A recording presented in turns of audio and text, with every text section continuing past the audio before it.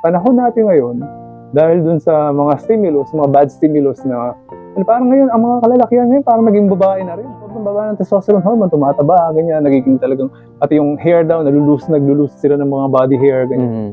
Ibig sabihin, sign yun, mababa yung testosterone, mataas ang estrogen. Kumbaga, nagiging babae. Oo. Nagiging babae yung Naging structure. feminine na ang Nagiging feminine yung structure. So yan, watch out for those signs po mga kababayan, yung mga ganyang sign na parang feeling mo nagiging babae na yung yung itsura ng body composition mo. Ba't nawawala ba yung mga balahibo ko ngayon? Parang tapos medyo yung mukha ko parang magiging puffy, parang tapos yung katawan ko ganun din, nawawala yung mga muscle, tapos puro taba, di ba?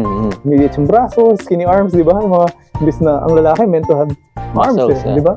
Dahil nga we are meant to lift, hunt carry, and gather. Hunt and gather, di ba?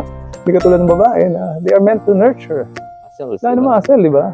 So yan, watch out for those signs po. Pakiramdaman nyo na yung sarili nyo.